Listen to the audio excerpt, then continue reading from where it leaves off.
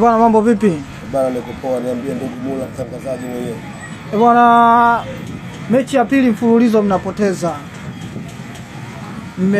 Mlianza kupoteza mechi na Azam, mkaja kupoteza na Tabora United tena kwa kipigo kizito kabisa. Kipigo ambacho kimepelekea mashabiki wengi kuondoka uwanjani wakiwa wanalia. Shida ni nini? Mimi nadhani kupoteza ni kweli, kama Yanga Afrika tumepoteza mechi mbili mfululizo. Na sisi kama mashabiki tulipata mfadhaiko katika matokeo tuliyopata yakiwa tumefungwa mara mbili mfululizo. Lakini katika miongoni mashabiki waliolia, mimi sijalia kwa sababu siwezi kulia, kwa sababu najua mpira una matokeo matatu. Kuna kushinda, kuna kudraw na kuna kufungwa. Tokeo la tatu ni baya sana, la kufungwa limetokea sisi mara mbili mfululizo, lakini kwa namna yoyote kama tukubali matokeo, na ndio maana tumetoka uwanjani tukiwa tumefungwa. Lakini kama sisi kama wakali wa Mzinga tuliona mechi imeisha pale, tujipange na mechi zijazo. Wanasema mtu yoyote unamuona analia ujue ameumia kuliko maelezo. Ina maana nyinyi mlitoka kwa furaha, hamkuumia? Mimi nasema sisi kama mashabiki wa Yanga watu tujifunze. Mpira unatakiwa uchezwe dakika 90, na dakika 90 ujue kuna matokeo ya mpira. Sasa ikitokea kwenye mpira tunalialia hii, tunapiana wakati ngumu sana huko mitaani. Mtu anakuja na klipa na kuonesha mangalie mwenzako analia, mangalie mwenzako analia. Tubadilike. Tusiwe mashabiki wa kulialia. Twende uwanjani kushangilia timu yetu. Tukishinda tushangilie tumeshinda. Tukifungwa tukubali tumefungwa. Unapoanza kulia tunasononeshana. Leo timu imefungwa mechi mbili unaanza kulia. Na ndio kwani kwenye mchezo wa 10. Bado tuangalie namna gani ya kuipambania timu yetu kutoka katika mazingira ya kufungwa tuende mazingira ya ushindi. Wewe unapoanza kulia, unalia maana yake ni nini? Ushakata tamaa. Unakata tamaa mechi 10. Tujipange kuhakikisha timu yetu inasimama katika ubora wake. Man City timu kubwa Ulaya ishafungwa mechi 4 mfululizo. Wao shabana mashabiki kama sisi analia. Tuache hivi vitu, viache. Wenzetu wanafungwa, wanatoka uwanjani hata kama wanaumia mioyo yao. Unavolia unamuigizia nani kulia? Unavolia kwa faida ya nani? Haya, umelia, kesho unakuja mtaani unacheka unasema hivi, na maanisha nini? Wewe kilia umia kwenye moyo. Kama umetoa shilingi 5 yako umekwenda uwanjani, maana yako umeipenda timu. Ukiipenda timu unajua kwenye mpira kuna mambo matatu. Ukiona timu imefungwa, basi wewe ondoka.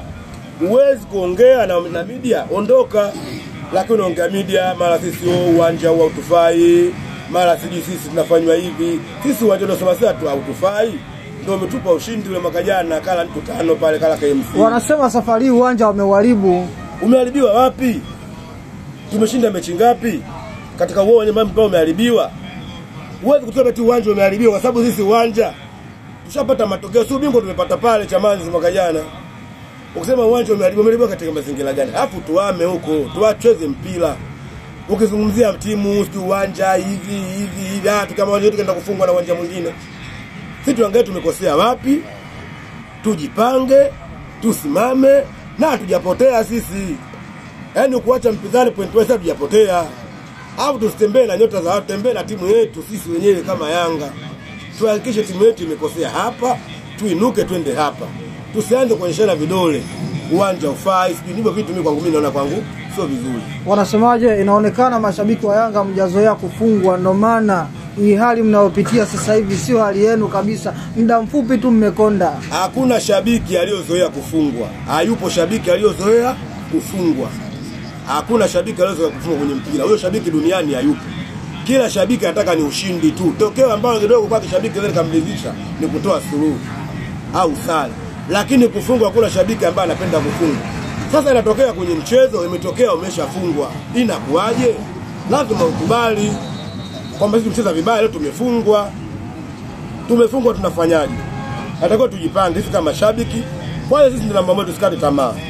Tukata tamaa sema wachezaji wetu wanaona kabisa kwamba timu ishafanyaje, ishakata tamaa. Tusikate tamaa kama mashabiki.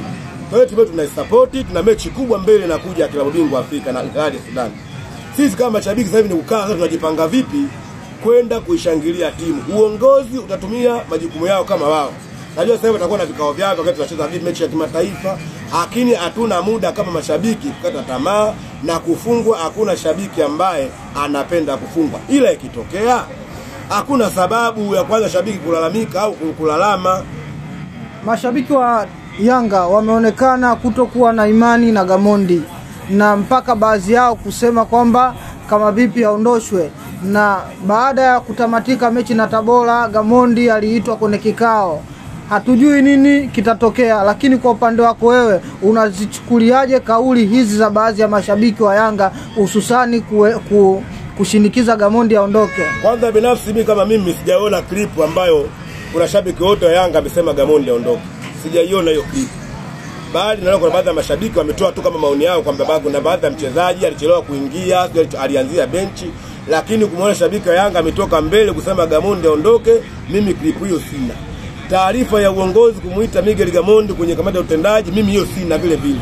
Siwezi kuzungumzia kitu ambacho sikijui. Na sisi kama viongozi wa matawi hatujapewa taarifa yote kuhusu uongozi na mwalimu wetu. Na mimi nadhani viongozi wetu wana busara, wana uelewa. Hatuwezi kukurupuka kwa maneno ya watu eti siku mbili mechi zetu mbili hizi tumfukuze mwalimu hapa tuje kupoteana zaidi. Mimi nadhani kama walimuita wana mambo yao tu mengine, lakini sio kwamba sababu timu ifunga mechi mbili tuanze kumuita mwalimu mezani atuambie sisi imekuaje, imekuwa hivyo. Sidhani kama hilo jambo lipo. Lakini kama lipo viongozi wanajua kutuambia sisi. Sasa tokeni tu pembeni, anajua kutuambia tu ni Yanga mwalimu wenu kaitwa huko. Hiyo taarifa unaitoa wapi? Tunataka taarifa sahihi ambazo tunatoa kwenye vyanzo vyetu vya habari sahihi. Sisi kama viongozi wa matawi tunasema tu sahihi, tuna viongozi ambao kuna magrupu yetu ya kanda, magrupu yetu ya mkoa, kuna magrupu ya WhatsApp. Lakini taarifa tumetoa sehemu na kuja kutuambia Gamondi amekataa kikao. Wapi amekataa kikao? Msimu uliopita Yanga alikuwa na mechi muendelezo wa mechi mzuri sana. Tunazungumzia msimu wa 2023-24. Yanga akapoteza mechi ya kwanza, alipoteza akikutana na Ihefu kipindi hiko wanaitwa Ihefu, sasa hivi Black Star. Mechi ya pili akaja kupoteza na Azam, lakini haikuwa mapema hivyo. Kinachowaumiza mashabiki wa Yanga inaonekana ni hii kupoteza mechi mbili mfululizo. Hivi unaonaje matokeo ya mbele yanayokuja ya Azam ya Yanga kwa upande wenu yani? Maana iko ndo kama kinaona mashabiki kinawasukuma kwamba kuona mboni kama maumivu safari tunakuja kuyapitia makali tofauti na msimu uliopita. Mimi nakumbuka mtangazaji mara mwisho nilifanya interview ya kwanza, hata mimi kwa timu ya Yanga ambayo nilivyokuwa naiona ilivyo, niliamini mechi ya mwisho kufungwa katika raundi ya kwanza, niliamini mechi ya kufungwa ya mwisho ilikuwa ya Azam. Lakini mpira narudi pale pale, mpira una matokeo ya kikatili. Mimi binafsi yangu niliona kwamba katika mchezo wetu ambao ilikuwa migumu, ilikuwa mchezo wa Singida na mchezo wa Azam. Mchezo wetu tukashinda. Azam akatufunga. Ukaja tukafanya interview nikamwambia kwa sababu mechi zilizobaki, hapa timu hizo zifunga zilizobaki. Lakini kumbe mpira una matokeo yake. Tumecheza mchezo wa pili mfumo tumefungwa. Kwa hiyo bado tujue kwamba mpira una matokeo matatu. Na kama tulifungwa mechi mbili mwaka jana, mwaka tushafungwa mechi mbili, na maana yake ndio tujiandae. Tujue kwamba ligi ya mwaka jana na mwaka huu ina utofauti. Inaonekana ligi ya mwaka ina ushindani zaidi kuliko mwaka jana. Kwa sababu si mwaka jana hajapoteza mechi ndani ya mkoa huu Dar es Salaam zaidi ya kufungwa na Azam. Lakini mwaka huu tumepoteza na Tabora. Kwa hiyo kama uongozi, kama mashabiki, kama wanachama, tujue kabisa kwamba hii ligi mwaka huu ni ngumu. Tujipange kuhakikisha tunapambana.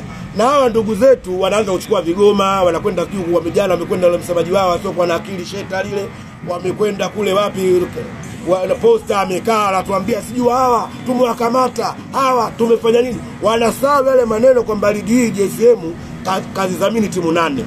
Jana wameitishana kule posta, watu hao wote wamekutana hapa. Wamekubaliana kwamba hii ligi ya kwao. Isitokee baadaye huko mbele wakarudi tena kusema JSM sijamdhamini timu ngapi. Tuendelee na moto huu kwamba hao wavosema wamejipanga, watahakikisha kila kona na pesa wao napita. Wasije kurudi tena wakaja kusema JSM ana timu 8. Wasimame waliposimama jana. Alafu mwezi wa 5 mwezi wa 6 tuje kuulizana. Na mimi naomba ile clip mtangazaji kama unayo uniwekee. Mwezi wa 6 uje nayo hapa kwa wakari wa Mzinga, tutaanza na ile clip ya jana. Waliokaa pale posta wamekaa wala kina Kisugu sio kina nani pale anasema ubaya nini ujinga. Kwa hiyo nakuomba msimu huu kisha yale maneno yao watembe nayo yale. Kwa sababu washaacha kwamba JSM na timu 8 sema anasema kila tulipo sisi wao wapo. Sitawajibu kwa vitendo. Hatutaongea sijui kilimefanya hivi, sijui malepa, sijui nini. Sisi tukifungwa fair. Tunaondoka tumefungwa. Haina shida. Hatulalamiki hivi Simba amefanya hivi, ila wao wajinadi wenyewe. Wao wanatangaza ubaya, wao wanatangaza ubaya. Tumefanya hivi. Ndio maana wamefanya hivi. Na maana wao wanatoka mbele kabisa kutangaza ubaya. Ila sisi tunasema hivi, mpira ndio kwanza, tuna mchezo wa 10 na ligi imesimama kupisha timu ya taifa icheze michezo yake miwili. Tukitoka hapo mchezo wetu wa klabu bingwa Afrika na Al Hilal ya Sudan tarehe 26, tukitoka hapo tunaelekea Luangwa. Sasa tukaenda Luangwa sasa. Tunakwenda sasa kusema tulipoishia pabaya tuanze na sehemu nzuri. Bwana shukrani. Asante sana.